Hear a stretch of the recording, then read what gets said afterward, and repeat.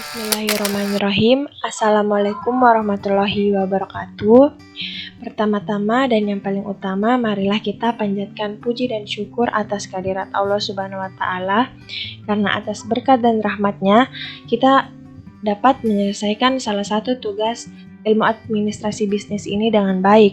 Tak lupa pula salam dan salawat kepada Nabi besar Muhammad SAW. Baik, untuk mempersingkat waktu, izinkan saya untuk memberikan materi tentang proses perumusan kebijakan bisnis. Adapun anggota dari kelompok 3 yaitu Mutmainnah, Nurul Aisyah Febrianti, itu saya sendiri, dan juga Nur Oktavia Dwi Putri.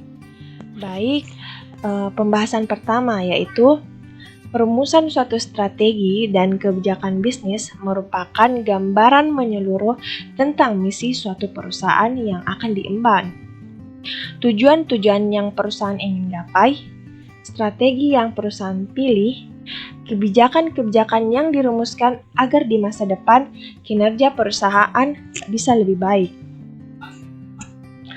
Kebijakan bisnis dapat didefinisikan sebagai ketetapan atau keputusan manajemen sebagai pedoman untuk melakukan aktivitas bisnis demi mencapai tujuan suatu perusahaan.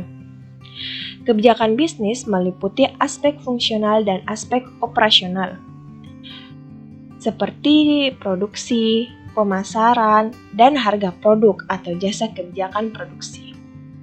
Nah, kebijakan produksi sendiri adalah keputusan manajemen sebagai pedoman untuk melakukan aktivitas produksinya dengan tujuannya agar perusahaan dapat beroperasi secara efisien mungkin. Nah, hakikat dari strategi dan kebijakan bisnis bisa diraih melalui pemahaman mendalam tentang definisi yang dikemukakan oleh berbagai pakar. Strategi dan kebijakan bisnis merupakan keputusan yang dibuat pada level manajemen puncak.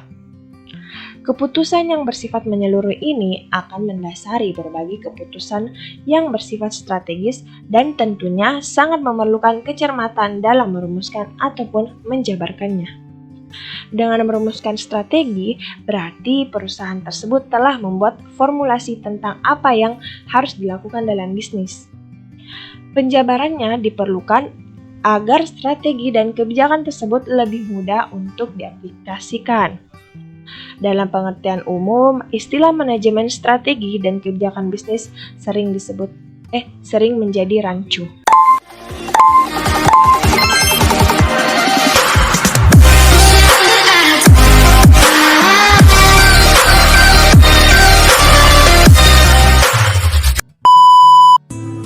Assalamualaikum warahmatullahi wabarakatuh. Sebelumnya perkenalkan, nama saya Mutmainnah dari kelompok 3 dengan NIM 351210055 dari kelas 1C D3 Administrasi Bisnis. Di sini saya akan melanjutkan materi proses perumusan kebijakan bisnis. Strategi fungsional adalah strategi yang lebih bersifat teknis yang merupakan rumusan arahan, pedoman, dan operasional. Strategi tersebut terdiri dari 6 jenis, yaitu yang pertama produksi, yang kedua pemasaran, yang ketiga promosi, yang keempat keuangan, kelima sumber daya manusia, keenam riset dan pengembangan. Strategi fungsional terbagi beberapa strategi, yaitu yang pertama, strategi produksi. Strategi ini untuk menetapkan apa yang menjadi produk unggulan, produk kompetitif, produk baru sesuai dengan kompetensi pokok yang dimiliki. Yang kedua, strategi pemasaran. Strategi ini untuk menetapkan pasar mana yang akan digarap, kondisi pasar bagaimana yang akan diinginkan, dan lain sebagainya. Ketiga, strategi promosi. Strategi ini merupakan kelanjutan dari pemasaran dan produksi, di mana promosi apa yang dihendak diluncurkan, media apa yang akan digunakan untuk promosi, dan sebagainya. Keempat, strategi keuangan, di mana berkaitan dengan pendanaan serta ketersediaan dana, baik untuk produksi, pemasaran, dan bagian fungsional lainnya. Dari mana dana tersebut didapat dan bagaimana penggunaannya. Yang kelima, strategi sumber daya manusia atau SDM merupakan strategi yang penting dan harus mencakup seluruh fungsi manajemen. Pemilihan sumber daya manusia yang tepat dan berkompeten pada bidang yang tepat sangatlah diperlukan. Keenam, strategi fungsional lainnya. Strategi ini berkaitan dengan pihak luar sebagai supplier, konsultan, agen, dan lain sebagainya dengan memperhatikan transparansi, kejujuran, dan keterbukaan.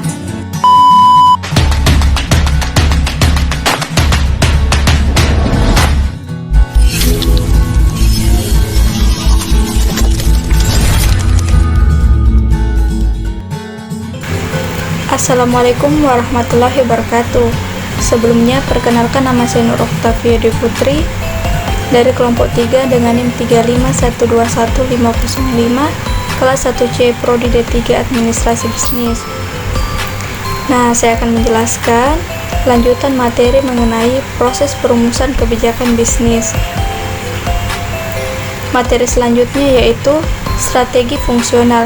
Strategi fungsional memiliki pengertian atau definisi sebagai aktivitas jangka pendek, di mana tiap unit fungsional dalam perusahaan berpartisipasi dalam implementasi strategi besar perusahaan. Bisa dikatakan bahwa strategi fungsional menerjemahkan pemikiran strategi besar menjadi tindakan yang dirancang untuk mencapai sasaran jangka pendek yang spesifik.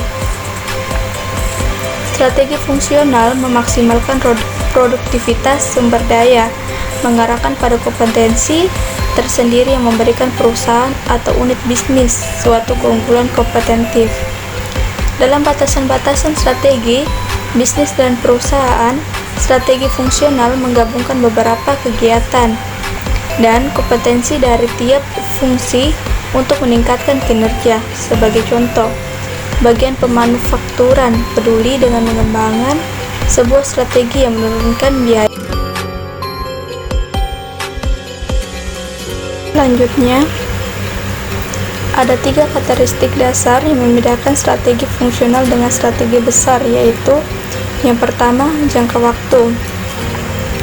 Mengidentifikasi aktivitas yang dilakukan saat sekarang atau jangka waktu yang tidak terlalu lama. Semakin pendek jangka waktu strategi fungsional, maka implementasinya semakin penting bagi strategi besar. Yang kedua, spesifisitas, yaitu aktivitas lebih spesifik dibandingkan dengan strategi besar. Strategi besar memberikan area yang lebih umum. Yang ketiga, pembuat strategi, yaitu banyak orang berpartisipasi dalam pembuatan strategi di tingkat fungsional dan bisnis. Strategi bisnis merupakan tanggung jawab general manager. Manajer akan mendelegasikan perbuatan strategi fungsional kepada bawahannya yang menjalankan operasional. Manajer unit bisnis harus menetapkan tujuan jangka panjang dan strategi yang memungkinkan manajer berkooperasi merasa berperan dalam tujuan pada tingkat koperasi.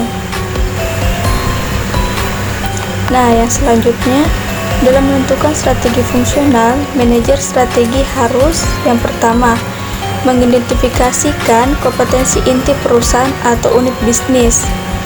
Yang kedua, memastikan bahwa kompetensi tersebut terus-menerus diperkokoh. Dan yang terakhir, mengelola kompetensi-kompetensi dalam suatu cara yang melindungi keunggulan kompetitif yang telah tercipta. Apabila keunggulan kompetitif rendah, maka perusahaan sebaiknya melakukan outsourcing. Keputusan outsourcing tergantung dari nilai tambahan, total aktivitas yang dipertimbangkan, dan jumlah keunggulan kompetitifnya.